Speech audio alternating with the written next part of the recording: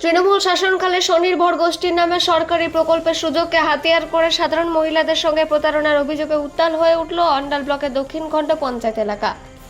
শনিবার বিভিন্ন স্বনির্ভর গোষ্ঠীর সদস্যরা একত্রিত হয়ে তাদের গোষ্ঠীর প্রধানদের বিরুদ্ধে ক্ষোভে ফেটে পড়েন।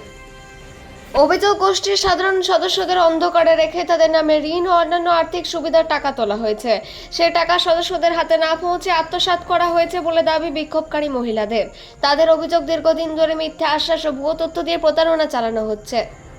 বিক্ষোভকারী মহিলাদের দাবি, নূপুর হাজরা, কবিতা মণ্ডল, শ্রাবণী দাস ও জয়া বাদ্যকর সহ কয়েকজন গোষ্ঠীর প্রধানের বিরুদ্ধে প্রায় 42 লক্ষ টাকা আত্মসাৎ ও আর্থিক প্রতারণার অভিযোগ রয়েছে। এই ঘটনায় অভিযুক্তদের বিরুদ্ধে অবিলম্বে কড়া প্রশাসনিক আইনি ব্যবস্থা নেওয়ার দাবি জানান তারা।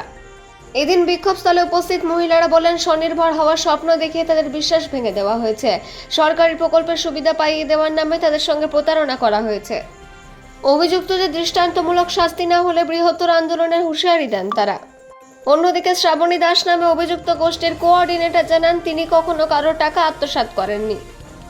আজ যখন এই ঝামেলা চলছে, আমাকে টাকা হয়েছে, আমি সঙ্গে সঙ্গে এসেছি। আমার নামে অহেতুক মিথ্যা কথা বলা হচ্ছে। তিনি বলেন, তাকে টাকার সঙ্গে সঙ্গে যেমন তিনি এসেছেন, ঠিক সেই রকম গোষ্ঠীর আরো যে প্রধানদের বিরুদ্ধে অভিযোগ, তাদেরও ডাকা হোক। অন্ডাল থেকে আজিত মেসা, রিপোর্ট নিউজে। এই টাকাটা কে নিয়েছে? এখন একজনই স্বীকার করছে, জয়া বাদ্যকর। এবারে আমরা জানি একজনের কাজ এটা হবে না, এটাতে 4 জন জড়িত আছে। নূপুর হাজরা আছে, কবিতা মণ্ডল আছে, মানে ওরা দুজন হলো সিএসপি, আর জয়া বাদ্যকর হলো সংগনেত্রী, আর তাপসী দাস কোঅর্ডিনার। মানে একজন না, একজনের পক্ষে এত বড় চুরি করা মানে সম্ভব না। ওই 4 জনেই আছে। আপনারা কি চাইছেন এখন? আমরা চাইছি আমাদের টাকাগুলো নেওয়া হয়েছে, সেই টাকাগুলো সব ফেরত দেয়।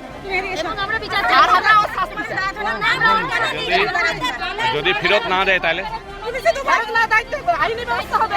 দেবে না কেন? আমাদের নামে মিলছে কেন টাকা? আমরা কিছুই জানি না। আপনার পরিচয়?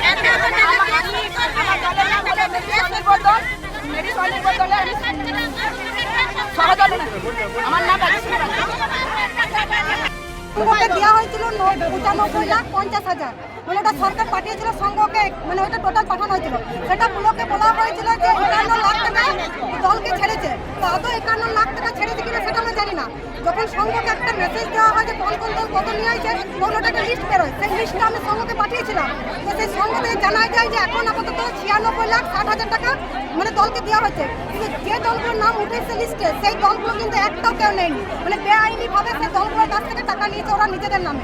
এই টাকাটা কে নিয়েছে? এরা নিয়েছে দুটো সিএসপি আছে, কবিতা মণ্ডল আর যেটা ম্যানেজার হিসেবে কাজ করছেন ও, আর একটা যে সংগঠনেত্রী জয়া বাদ্যকর। কিন্তু কোঅর্ডিনেটর বলছে আমি সব ব্যাপারে জানি না। কিন্তু কোনো কাজ করতে গেলে যেমন হোটেলে বা কোনো ম্যানেজার, তার আগে ম্যানেজারকে বলা হয়, তারপর তো সেটা এন্ট্রি করা হয়। এন্ট্রি করতে গেলে তাপসীকে দেওয়া হয়। তো নেতাকে যখন বলে একটা পিএফ এর দরকার হয়, যেটা পার্সোনাল ইয়ে হয়, তো সেটা আগে যদি না জানে তো এখন কি করে বলছে আমি জানি না। তাই দলের মেয়েরা চাইছে সবাই বিচার চাই। আমরা চাই এটা বিচার যেন ওটা বিচারটা হোক। আর আমাদের এটা লিস্ট থেকে মানে সরকারের আপনার পরিচয়? আপনার হলো নতুন বডি মেম্বার আর সেক্রেটারি। লোন নিতাম না, লোন পাস করতাম না, তখন যদি ওরা প্রত্যেক দল থেকে পয়সা নিত এবং যখন লোন কত টাকা লিত?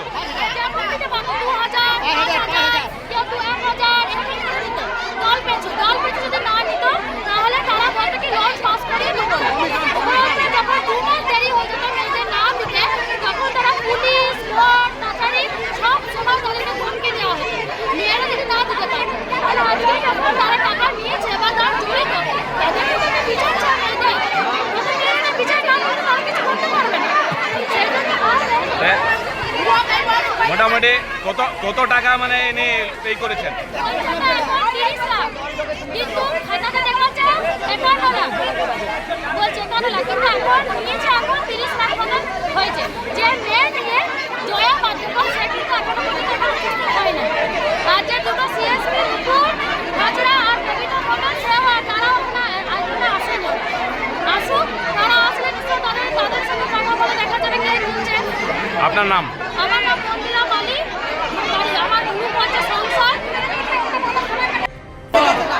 আমার কি কোনো সাইন অলরেডি ওখানে আছে? আমি ওটা জেনেছি, আমি কোনো সাইন করেছি, কারো কাছ থেকে কোনো টাকা আমি নিজের হাতে নিয়েছি। সেটা কি আপনারা জেনেছেন?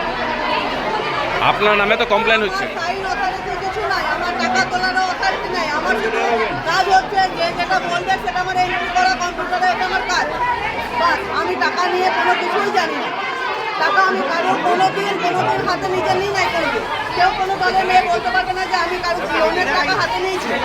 বলুক, ওরা এখন ঝগড়া করতে এসছে, সেটা আমি এখন বলতে পারবো না। কিন্তু ওরা পার্সোনালি বলুক যে ওদের কোনো দলে লোনের টাকা আমি জমা নিয়েছি কিনা কোনোদিন, বা কোনোদিন আমি ব্যাংকে জমা দিয়েছি কিনা। আমার এসব কাজ নয়, আমার শুধু কাজ কম্পিউটারেই নেই। যেটা ওরা তথ্য দেয়, যাদের সাইন অথরিটি আছে তারা জানবে সেটা, যে কার টাকা কে নিয়েছে। আমি তো ব্যাংকের সঙ্গে লেনদেন নেই আমার শুধু এন্ট্রি করা কাজ, আমি এন্ট্রি করি। কিন্তু ওনারা তো আপনার নাম দিচ্ছে। কেন দিচ্ছে আমি সেটাই তো বলছি। কে নাম দিচ্ছে সেটা আমি মাথা আসবে। বলুন, কে নাম দিচ্ছে? আপনাদের কেউ পরিচিত টাকা রাখুন। কে নাম দিচ্ছে? আপনাদের বসছিলেন, আপনার উপরে আপনার 4 জন ছিলেন, তার মধ্যে 3 জনের রাখুন। তা আমি আপনি আমাকে তো টাকা হেঁটেছিলেন। হলো, আমাকে টাকা হলো আমি এসেছি। তাদের কাছে সেভাবে টাকা হোক তারা আসবে। আমি তো কারো দায় নিয়ে বসে নাই। আমি তো কারো দায় নিয়ে বসে নাই। আমাকে টাকা হচ্ছে আমি সঙ্গে সঙ্গে এসেছি। ছিলেন, এখন বলছে দায় নিয়ে নেবেন। না।